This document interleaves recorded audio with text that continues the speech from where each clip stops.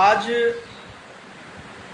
समाज में बहुत से परिवर्तन ऐसे हो रहे हैं जो बिल्कुल अप्रत्याशित है, जिसके लिए न तो हम व्यक्तिगत रूप से तैयार थे, न तो समाज और देश भी नहीं। मानसिक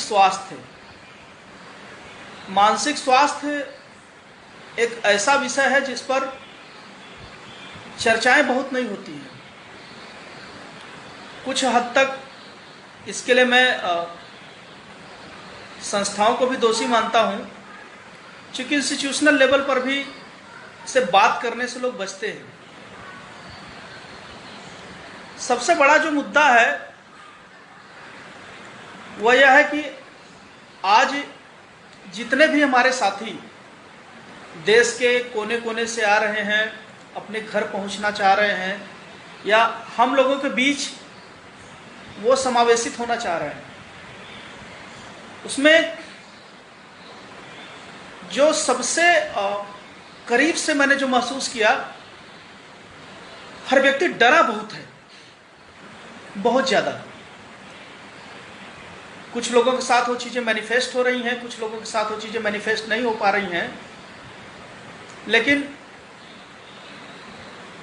मैंने जो महसूस किया व्यक्तिगत रूप से, हमारी आपकी यह जिम्मेदारी बनती है, परिवार के लोगों की भी, या जो भी लोग उनके संपर्क में आते हैं। क्वारंटाइन सेंटर पर तो खैर प्रोफेशनल्स मैनेज कर रहे हैं, वो वहां पर प्रॉपर्ली डील करते हैं उनसे। जो लोग बहुत परेशान हैं उनकी काउंसलिंग भी हेल्ड की जाती है। लेकिन आपके बीच जो लोग पहुंच रहे हैं उनको कम से कम आप इतनी सांत्वना दीजिए कि वो उन्हीं के बीच के हैं। उन्हें समझाइए कि परिस्थिति ऐसी है जहां पर हमको थोड़ी सी दूरी बना के ही रहना पड़ेगा। परिवार के सदस्यों के साथ भी दूरी बना करके रहना पड़ता है। मैं हूं, चाहे कोई भी चिकित्सक हो जो कि क्वारंटाइन सेंटर या कोरोना केयर सेंटर या ऐसे जगह पे काम कर रहा है जहां पर कि ऐसे लोगों को रखा जा रहा है जो किसी यात्रा से आए हैं, किसी दूसरे जिले से आ रहे हैं, दूसरे राज्य से आ रहे हैं। वो व्यक्ति पॉजिटिव भी हो सकता है, नेगेटिव भी हो सकता है, क्या स्थिति होगी कोई जानता नहीं। तो हम लोग भी उतनी सावधानी बरतते हैं। घर पर आते हैं तो अपने ही बच्ची के साथ या अपनी वाइफ के साथ या परिवार में जो भी लोग हैं उनसे एक डिस्टेंस मेंटेन करके ही इंटरेक्ट कर पाते हैं। लोगों को जब तक आप यह समझाने का प्रयास नहीं करेंगे कि यह हमारे और आपके हित के लिए है, पूरे समाज के हित के लिए है, तब तक लोग समझेंगे नहीं। और मैं उनकी मनस्थिति को भी इसके लिए बहुत दोषी नहीं मानता हूं। जो व्यक्ति किसी भय के कारण या किसी कारण से जहां पर कार्य कर रहा था वहां से भागता है, यहां तक की स्थिति है कि पैदल तक चल रहा है हजारों किलोमीटर, कि सिर्फ अपने घर पहुंच जाए, तो उसके अप्रीहेंशन या उसकी चिंता का अंदाजा शायद हम आप नहीं लगा सकते हैं। आज विश्व सिजोफ्रेनिया डे है। सिजोफ्रेनिया का जो प्रभाव है हमारे समाज पर वो बहुत ज़्यादा है। ठीक है, पॉपुलेशन में 1% पॉपुलेशन है या जो भी स्टैटिस्टिकल डाटा है वो एक अलग बात है। लेकिन हम मानसिक रोगियों को लेकर के कितने सतर्क रहते हैं, यह बात बहुत ज़रूरी है, खुद से भी जानना और लोगों को भी समझाना। आपने अपने आसपास देखा होगा कि कोई अच्छा खासा कार्य करने वाला व्यक्ति अचानक से बिल्कुल शांत सा हो जाता है, सोशल कट ऑफ हो जाता है उसकी जो वैचारिक अभिव्यक्ति होती धीरे धीरे बंद होने लगती है। वो अपने खुद का ख्याल नहीं रखता, अपने रोजमर्रा की जिंदगी में कार्य करने में उसका मन नहीं लगता है। यहां तक कि कई बार वह खुद की भी पहचान को बनाए नहीं रख पाता है। और जो सबसे पिकुलियर चीज है वह यह है कि उसको लगता है कि उसके खिलाफ कोई साजिश कर रहा है, कोई मारना चाह रहा है, उसके विचारों को कोई सुपरनेचुरल पावर है जो कि नियंत्रित कर रही है। वह जो बोल रहा है, जो कर रहा है, कोई उससे करवा रहा है। उसके कानों में तरह तरह की आवाजें सुनाई दे रही हैं, कुछ कमांड्स आ रहे हैं, वो बताएगा कि मुझे ऐसा करने के लिए कहा जा रहा है। कई बार किसी देवता या किसी बड़ी शक्ति का प्रतिरूप के रूप में प्रदर्शित करता है कि मैं वह हूं, उनकी कृपा है मेरे ऊपर, मेरा सुनना पड़ेगा, करना पड़ेगा। बहुत से परिवर्तन होते हैं। ऐसा व्यक्ति कई बार दूसरों के लिए हानिकारक भी हो सकता है, घातक भी हो जाता है, वायलेंट बिहेवियर भी अडॉप्ट करता है। ऐसे लोगों को लेकर के हम लोगों को उपेक्षित नहीं करना है। यह सिर्फ एक मूड स्विंग या मूडी आदमी है या थोड़ा सनकी हो गया, इससे काम नहीं चलेगा। अगर आप पढ़े लिखे हैं या नहीं हैं, इतनी समझ समाज के हर व्यक्ति में होती है जो कि इतना ऑब्जर्व कर सके कि इनका जो बिहेवियर है, इनका जो व्यवहार है, वह नॉर्मल है या अबनॉर्मल है, सामान्य है या असामान्य है।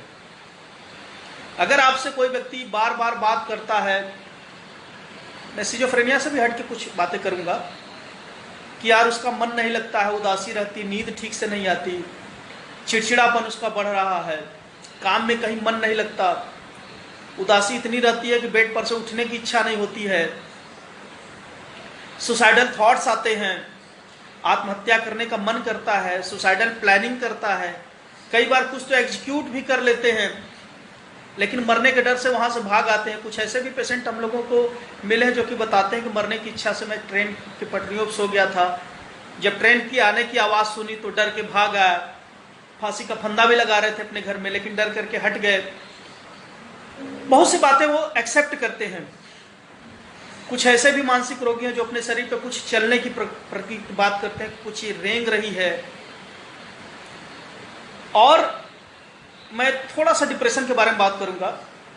डिप्रेशन में कुछ जैसे जो यंग एज या एडोलेसेंट एज ग्रुप में जो किशोरावस्था या जो युवावस्था में डिप्रेशन होता है, उसमें मोस्टली देखा जाता है साइकोमोटर रिटार्डेशन होता है। व्यक्ति की जो गतिविधि होती है घट जाती है, वो अपने आप को सीमित करने लगता है, काम नहीं करना चाहता, उदास रहना चाहता है। यही जब वृद्धावस्था में वो आता है, जो जेरियाट्रिक डिप्रेशन होता है, तो जेरियाट्रिक डिप्रेशन में बहुत पेकुलियर चीज देखने को मिलती है कि रेस्टलेसनेस हावी होता है। ऐसे पेशेंट ओपीडी में आएंगे तो अपने टेबल पे बैठते नहीं ठीक से, यहां बैठेगा तो वहां उठ के जाएगा, वहां भागेगा, बिल्कुल रेस्टलेस रहता है। लोगों को लगेगा कि ऐसा व्यक्ति डिप्रेस्ड नहीं हो सकता है, लेकिन वह भी डिप्रेशन का शिकार हो सकता है। सिजोफ्रेनिया के केस कहीं भी मिल सकते हैं। कई बार क्या है, किशोरावस्था में जब लड़कियां प्रवेश करते हैं तो बहुत से हार्मोनल चेंजेस होते हैं, पारिवारिक हिस्ट्री भी मिलती है कई बार इसमें। उन हार्मोनल चेंजेस के कारण कई बार व्यक्ति के थॉट्स के लेवल पर परिवर्तन होते हैं और कुछ ऐसे सिम्टम्स आने लगते हैं जो कि सामान्य रूप से नहीं मिलता है। थॉट के लेवल पे उसके परिवर्तन होता है, उसके बिहेवियर के लेवल पे परिवर्तन होता है। व्यक्ति खुद को जान नहीं पाता, उसको नहीं मालूम होता कि हु एम आई। जैसे जो लोग मेंटली हेल्दी व्यक्ति होते हैं,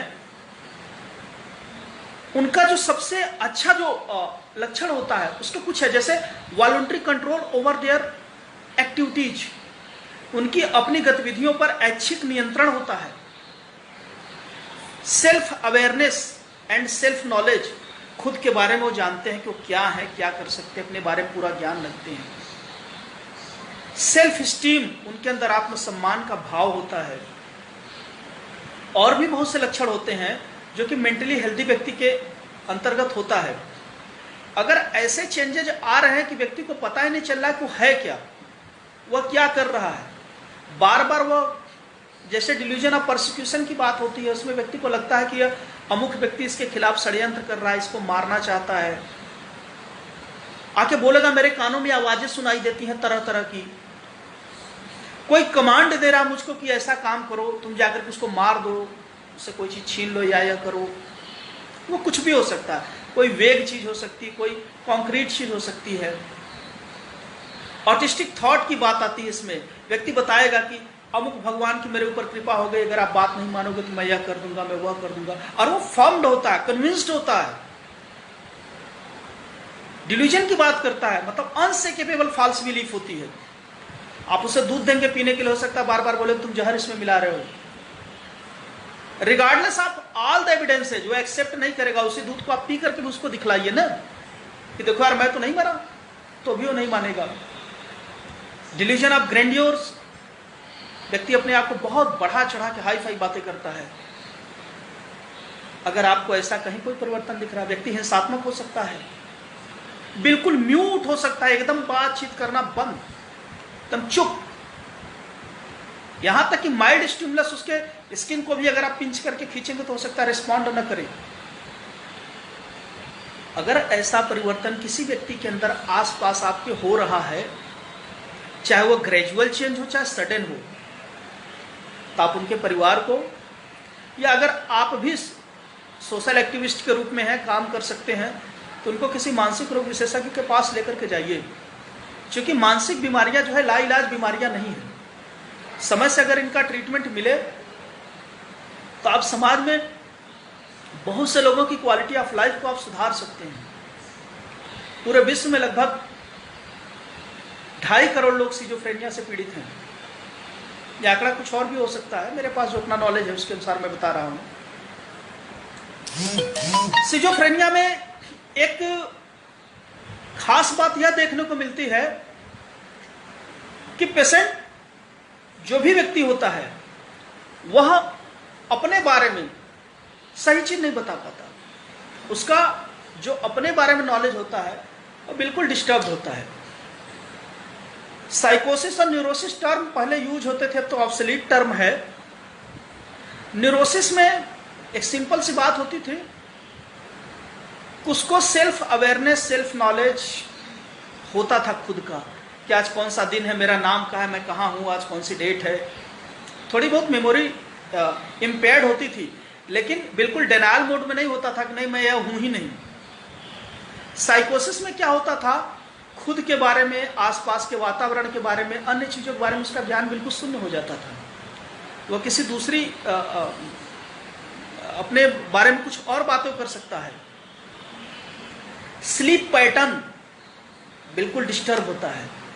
और मानसिक रोगी का एक खास लक्षण होता है, आप उसको अगर बहुत ध्यान से देखेंगे, कई बार पेशेंट बिल्कुल म्यूट हो जाता है, उसमें थोड़ा मुश्किल होता है, लेकिन उसके साथ के लोग जो रिलायबल इंफॉर्मेंट्स होते हैं, जब हिस्ट्री ली जाती है तो रिलायबल, नॉन रिलायबल जो इंफॉर्मेंट्स होते हैं, जो सूचना देते हैं, जैसे कोई व्यक्ति गांव में रहा है, बहुत अच्छा रहा है, खेला कूदा, किसी शहर में रहा और हॉस्टल में गया, हॉस्टल में उसके कुछ चेंजेज आए, तो उस हॉस्टल लाइफ में जो चेंजेज आए उसके लिए रिलायबल इन्फॉर्मेंट उसके हॉस्टल के साथी हो सकते हैं, उसका रूममेट हो सकता है। पता चलता है कि ऐसे थे और ऐसा परिवर्तन हुआ। और आज तो सूचनाओं के लिए हम लोग उस दौर में हैं जब सूचना के 2 साधन होते थे ऑथेंटिक, या तो हमारी किताबें या तो हमारे गुरुजी, बीच में कहीं कुछ नहीं। जिनके पेरेंट्स बहुत एजुकेटेड होते थे, कुछ हद तक उनका भी रोल होता था। मुझे खूब याद है बचपन में कि एक बार डिक्शनरी मेरी खो गई थी, तो कुछ वर्ड मीनिंग का अर्थ जानने के लिए मैं शाम तक पिताजी का इंतजार करता रहा। आज हमारे पास वह चीज नहीं है। आज हम गूगल में बहुत सी चीजें पता कर सकते हैं, जान सकते हैं। रात भर नींद नहीं आती मेंटल पेशेंट को, बताते हैं कई रात से नहीं सोया है घर वाले। ओवरऑल स्लीप के लेवल पे डिस्टरबेंस, थॉट के लेवल पे डिस्टरबेंस, बिहेवियर के लेवल पे डिस्टरबेंस, या किसी भी तरीके की ऐसी कोई बात जो कि नॉर्मली नहीं होना चाहिए अगर मिलता है तो हमारी आपकी जिम्मेदारी बनती है। शारीरिक बीमारियों को लेकर के समाज में बहुत सी बातें चलाई जाती हैं। अभी आज ही का एक एक्सपीरियंस शेयर करेंगे। एक स्टूडेंट थी, एक रेप्यूटेड विश्वविद्यालय की, उसको 14 डेज क्वारंटाइन वगैरह के लिए कहीं पर किसी ने सजेस्ट किया होगा। हमारे एक मित्र शेयर कर रहे थे बात अपनी। जैसे ये बात कहा गया उनसे कि आपको 14 दिनों तक यहीं इसी अस्पताल में रहना पड़ेगा, बिल्कुल she has become absolutely restless. रोना शुरू कर दिया उसने, बिल्कुल इधर उधर भागना शुरू कर दिया। चूंकि उसको वहां पर ढंग से हमको लग रहा है टैकल नहीं किया गया, उसको इस तरीके से टैकल किया गया होगा वहां पर कि तुम एक कैदी हो, प्रिजनर की तरह हो। इस बात का हम लोगों को विशेष ध्यान देना है। आज की तारीख में आप ऐसा कोई काम न करें कि कोविड-19 का पॉजिटिव तो छोड़िए, किसी व्यक्ति की कोई कॉन्टैक्ट हिस्ट्री है और उसको आप पता चला इस तरीके से ट्रीट कर दें, वो तो व्यक्ति पागल हो जाए, अपना नॉर्मल बिहेवियर खो दे। बहुत से लोग होते हैं जिनके मोहल्ले में हेल्थ की टीम जाती है रूटीन सर्विलांस के तहत। मैं उन लोगों की बात कर रहा हूं जिनको कि नॉर्मल कंडीशन में भले मतलब न रहे, लेकिन उनके अंदर एक ऐसा डर व्याप्त हो जाता है कि वो परेशान हो जाते हैं क्या हो रहा है। जाहिर सी बात है, अगर कोई व्यक्ति परेशान होगा तो आसपास भी लोगों को परेशान करेगा। समाज का स्वरूप हमको इस तरीके से बना करके रखना है कि बिल्कुल अछूत वाली स्थिति न पैदा हो जाए। ठीक है, सोशल डिस्टेंसिंग रखना है, 1 मीटर से अधिक दूरी रखिए, फ्रीक्वेंटली हैंड वॉश कीजिए, हैंड सैनिटाइजर की यूज कीजिए, मास्क का यूज कीजिए, लोगों को एजुकेट कीजिए, कोविड-19 से रिलेटेड पॉजिटिव खबरों को प्रसारित कीजिए। हमारे घर में तो अगर कोई व्यक्ति इलेक्ट्रीशियन भी आ जाए तो मैं उसको भी समझाता हूँ, उसका भी हैंड वॉश उसको बाहर कराता हूँ, उसको मैं रियलाइज कराता हूँ देखो यहाँ पर इसके क्या क्या फायदे हैं। बहुत से लोग ऐसा करते हैं जैसा मैं करता हूँ, और मैं नहीं कह रहा कि मैं जैसा सोचता हूं वैसा ही आप सोचें। आयुर्वेद का स्कॉलर रहा हूं, उन्माद के संदर्भ में मानसिक व्याधियों के बहुत से लक्षण ऐसे मिलते हैं, चूंकि आयुर्वेद में लिखी गई बीमारियों के कंप्लीट मैनिफेस्टेशन को किसी एक बीमारी के पास ले जाकर के आप नहीं कर सकते हैं। वो चीजें कहीं मैच करेंगी, कहीं नहीं मैच करेंगी। जैसे आप लोगों ने देखा होगा, कुछ लोग हैं जो कि बार बार हैंड वॉश करते हैं, अभी धो के आए फिर करेंगे, बाहर कभी लॉक करते हैं, ताला 20 बार आकर के चेक करेंगे। तो मेरा लोगों से अनुरोध है और अपने लेवल से एक बात मैं कहना चाहता हूं कि आप हैंड वॉश कीजिए चाहे जो भी कीजिए, आप मेंटली अपने आप को इतना मजबूत जरूर रखिए वह किसी बीमारी का हिस्सा न बने आगे चल करके। निसंदेह लॉकडाउन होने से बच्चे स्कूल नहीं जा पा रहे हैं, प्लेइंग ग्राउंड में खेल नहीं पा रहे हैं, घर में ही बहुत सी चीज़ें ऐसी हो रही हैं कि अनरेस्ट की कंडीशन है। कई स्तर पर लड़ना है, पारिवारिक स्तर पर भी आपको मैनेज करना है। मेरी बेटी बोल रही थी पापा मैं बहुत दिनों से खेलने नहीं गई, मेरा मन नहीं लग रहा। ठीक है, उसके बाद वो जाकर के अपना टीवी देखने लगी, लेकिन उसने मुझसे शेयर किया इस बात को। ऐसे मौकों पे आप अपने बच्चों को सुनिए, बिल्कुल सुनिए, क्योंकि आप एक लौते व्यक्ति हैं। आज मैक्सिमम लोग न्यूक्लियर फैमिली में हैं, मैं ही अपने घर से बहुत दूर हूं। जिससे वो अपनी बात कही या बात कहा, उसके बाद फिर अपने रूटीन वर्क में लग गया है, लग गई। लेकिन अगर आप उसी चीज को इग्नोर कर जाएंगे, माफी चाहूंगा, तो निश्चित रूप से वो घातक होगा। शारीरिक रूप से अपना जितना ध्यान रखें, मानसिक रूप से भी ध्यान रखें। मैं अध्ययन को और संगीत को अपने जीवन में आज भी बहुत महत्व देता हूं। चाहे जितनी थकान हो, मैं 1 या 2 पेज कुछ न कुछ पढ़ता हूं।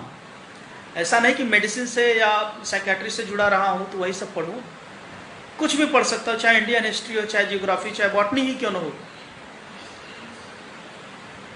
कुछ भी जहां आपका इंटरेस्ट हो। संगीत, म्यूजिक, मानसिक रोगों पर बोलने के लिए बहुत कुछ है। स्ट्रेस और डिस्ट्रेस की बात आती है, स्ट्रेस कोई बुरी चीज नहीं है। यू स्ट्रेस की कंडीशन जिसको हम लोग कहते हैं, जो तनाव जितना कि जरूरी है आपको नॉर्मल फंक्शन करने के लिए। अगर मेरी नाइट ड्यूटी है, मुझे रात में 12 घंटे तक जगना है, तो उसके लिए एक सर्टेन स्ट्रेस लेवल मुझे मेंटेन करना पड़ेगा। अगर आप कार ड्राइव करते हैं तो आपको एक निश्चित रूप से स्ट्रेस लेवल मेंटेन करना पड़ेगा, अदरवाइज आप नहीं कर पाएंगे। लेकिन जब इसके साथ सोमैटिक मैनिफेस्टेशंस होने लगे, हाथ कांपने लगे, बहुत पसीने आने लगे, आप घबराने लगे, आपकी नींद डिस्टर्ब हो जाए, आपका डाइजेशन ठीक से ना हो, चिड़चिड़ापन होने लगे, तो बात आप मान करके चले कि स्ट्रेस आपके बॉडी को कहीं न कहीं इफेक्ट कर रहा है। सस्टेन्ड स्ट्रेस की कंडीशन में डायबिटीज के भी शिकार हो सकते हैं आप, बहुत सी चीजें हो सकती हैं। एक मैंने एक एग्जाम्पल दिया,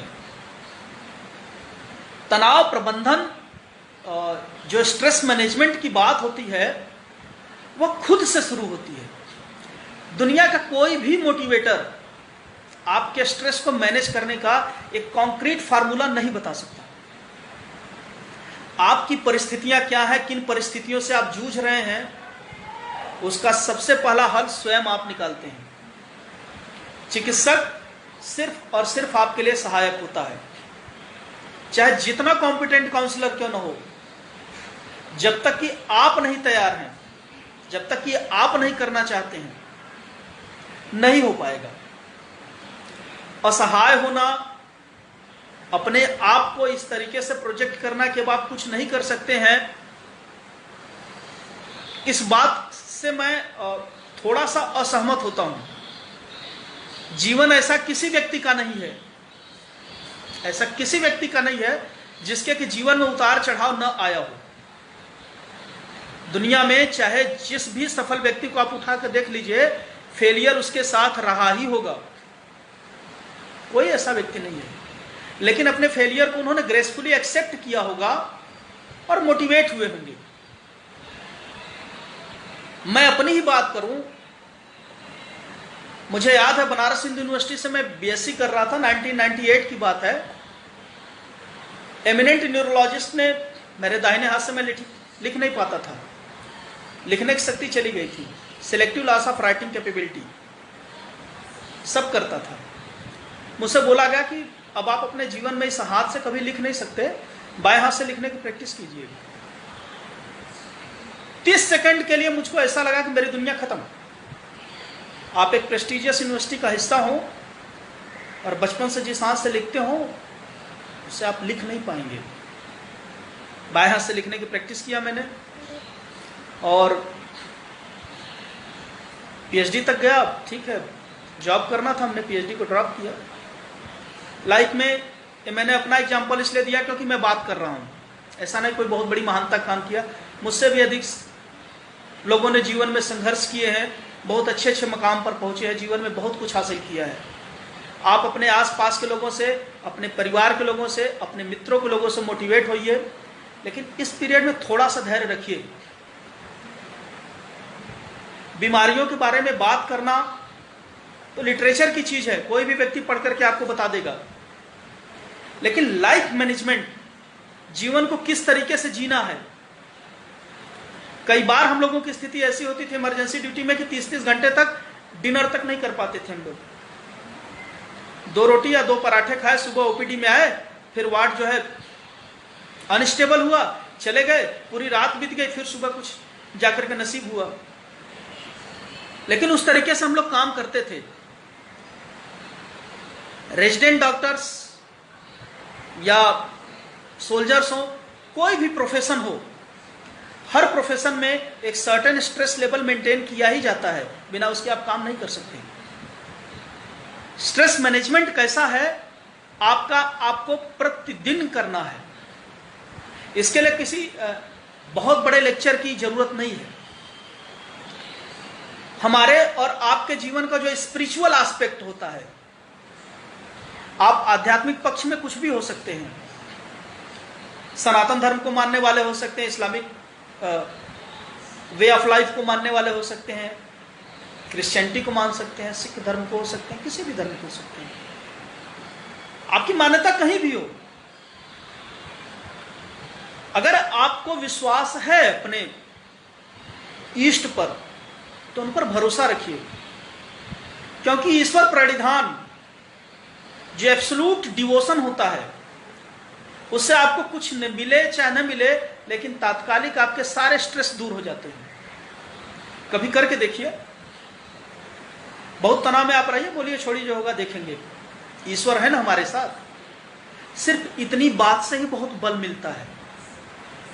ऐसा नहीं कि भगवान के भरोसे छोड़ देते हैं। हम भगवान का नाम लेकर के सपोज दैट बाइक स्टार्ट करते हैं या 4 व्हीलर या कहीं भी कोई भी काम स्टार्ट करते हैं, ऐसा थोड़ी ना कि उनके बूते सब कुछ छोड़ देते हैं। कर्म करते हैं ना। और सिजोफ्रेनिया के बारे में बहुत ज़्यादा मैं डिस्कस नहीं करना चाहूँगा, क्योंकि सब साइंटिफिक बातें, उनका कोई बहुत मतलब नहीं है इस प्लेटफॉर्म पे, क्योंकि हमारे बहुत से ऐसे मित्र हैं जो कि नॉन मेडिकल फील्ड से हैं। मैं इतना ज़रूर कहना चाहूँगा आप लोगों से और अपील करना चाहूँगा कि किसी व्यक्ति को अगर आप परेशान देख रहे हैं या डिस्टर्ब देख रहे हैं, सिंपली अगर उसका एक भी कंप्लेंट है कि उसको रात में नींद नहीं आ रही पिछले 1 महीने से, डाइजेशन उसका ठीक से नहीं हो रहा है, कॉन्स्टिपेशन की शिकायत बार बार रह रही है, रात में जब वो सोता है तो सोकर के उठता है तो उसको जो फ्रेशनेस फील नहीं होता है, बिस्तर छोड़ने का मन नहीं करता है काफी देर तक, जो एक ऊर्जा और उत्साह की बात थी वो धीरे धीरे खत्म हो रहा है। एक टर्म आता है, एनिडोनिया टर्म आता है, जिसमें व्यक्ति को ऐसी स्थिति होती है कि जो चीजें उसको प्रसन्नता देती हैं जीवन में, जिन चीजों से हैप्पीनेस मिलता है, उस भी कंडीशन में उसको प्रसन्नता नहीं होती है। बहुत से मित्र होते हैं जो अपने मित्रों से खुल करके बात करते हैं, और जीवन में कुछ ऐसे मित्र जरूर रखिए, चाहे वो आपके फादर ही क्यों ना हो, जिनसे आप अपनी हर बात कह सकें। क्योंकि कई बार हम लोगों ने देखा है कि लोग जब अपनी बातों को ठीक से कह नहीं पाते हैं तो बहुत ज्यादा वो परेशान हो जाते हैं, और उस परेशानी के कारण कई बार वो गलत स्टेप उठा लेते हैं। हमारे देश में आज भी आत्महत्या से लाखों लोग मरते हैं। रोड ट्रैफिक एक्सीडेंट का सबसे बड़ा कारण होता है ड्रग अब्यूज, चाहे वो अल्कोहल ले चाहे कुछ भी ले। समाज में बहुत सी चीजें ऐसी हैं जहां पर एक सोशल एक्टिविस्ट, एक फिजिशियन और एक जागरूक नागरिक के रूप में आप कार्य करके बहुत कुछ कर सकते हैं। बाकी विषय पर किसी दिन मैं जरूर बोलूँगा।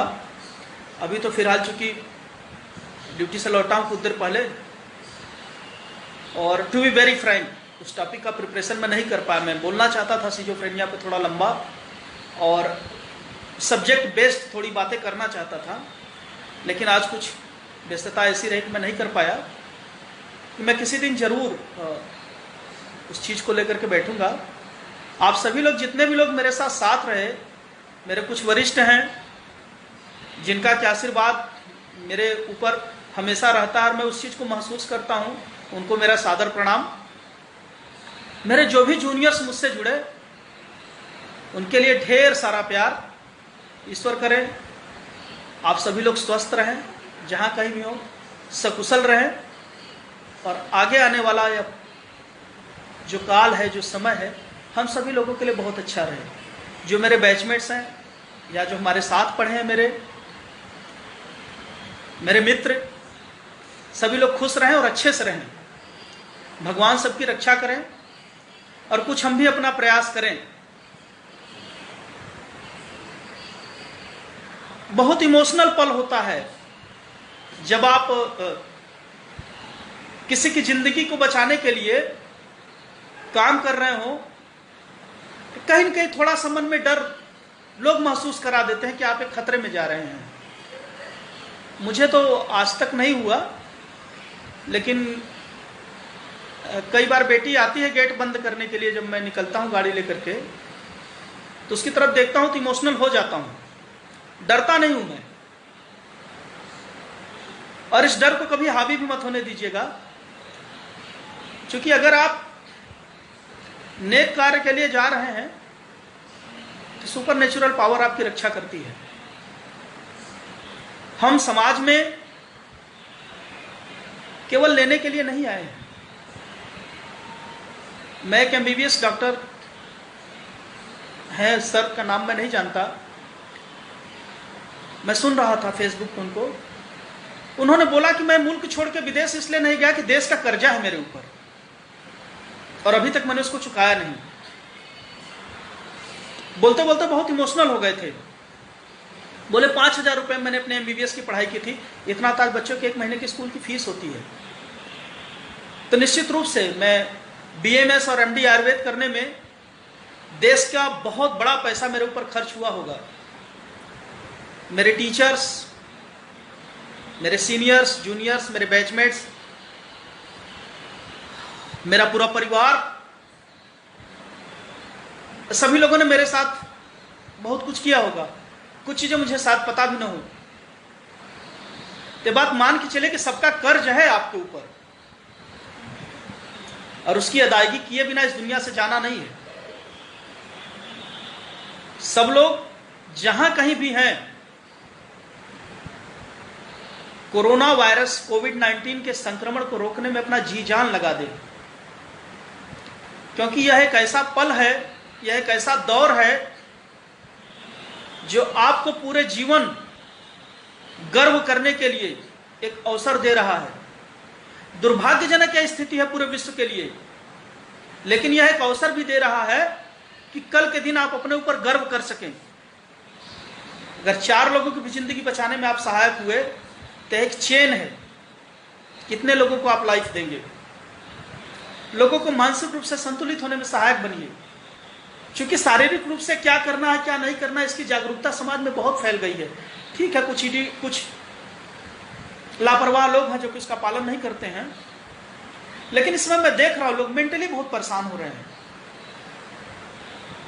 कई बार हमारे पास लोग बात करते हैं, चाहे हम लोग ओपीडी में बैठे हैं चाहे कहीं और रहें, उनका एप्रीहेंशन बहुत एक डीप पेन के साथ होता है। इस बात का हमेशा ध्यान रखिएगा कि इस बीमारी ने अपने देश के बहुत से लोगों को नंगे पांव हजारों किलोमीटर चलने के लिए मजबूर किया है। 10 कदम बिना स्लीपर के धूप में पैर इस पथरीली जमीन पर चल करके किसी दिन महसूस कीजिएगा उनके दर्द को। इसलिए आगे यह विपदा, यह आपदा और यह पैंडेमिक कंडीशन न बढ़े, इसके लिए सब कुछ कीजिए। यह जिम्मेदारी केवल मास्क लगा करके पीपीई पहन करके जो लोग डॉक्टर से घूमे अपना काम करें उन्हीं का नहीं है। जब तक समाज नहीं आएगा तब तक कुछ नहीं होगा, हो ही नहीं सकता। एक चिकित्सक चाहे जितना अच्छा मोटिवेटर हो, चाहे जितना कॉम्पिटेंट हो, वो सीमा में बंध जाता है। समाज के लोगों को जागरूक करने के लिए कुछ पॉजिटिव चीजें फैलाते रहिए। मैं तो इतना जानता हूं कि जो भी इंस्टीट्यूशनली क्वालिफाइड है, हर व्यक्ति बहुत विशेष, बहुत ही विशिष्ट होता है। उसके पास कुछ ऐसी चीज होती है जो समाज को दे सकता है, अपने आसपास के लोगों को दे सकता है। अगर आप इंटेलेक्चुअल हैं, अगर आपको लगता है कि आपके पास विजडम है, तो लोगों को दीजिए। सबके पास इतना धन नहीं होता है कि आप बहुत कुछ चीजें कर सकें, लेकिन बौद्धिक संपदा बहुत से लोगों के पास होती है। उसका सही उपयोग करें।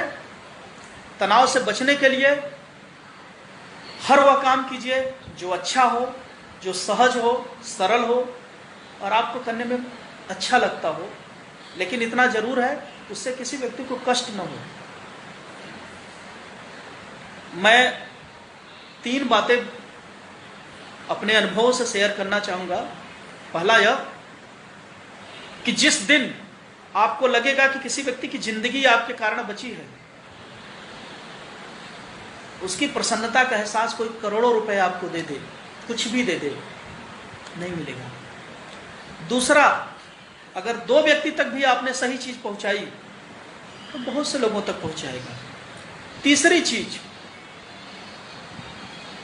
आप अपने आप को संतुलित रखें, यह सबसे अधिक जरूरी है, क्योंकि अगर आप संतुलित रहेंगे तभी आप कुछ कर सकते हैं। मेरे मोबाइल की बैटरी डिस्चार्ज हो रही है। थैंक यू वेरी मच मेरे साथ बने रहने के लिए। Thank you so much. जरूर आप लोगों से मिलूंगा और ऐसे ही काम करता रहूंगा। Good night to you all. Bye.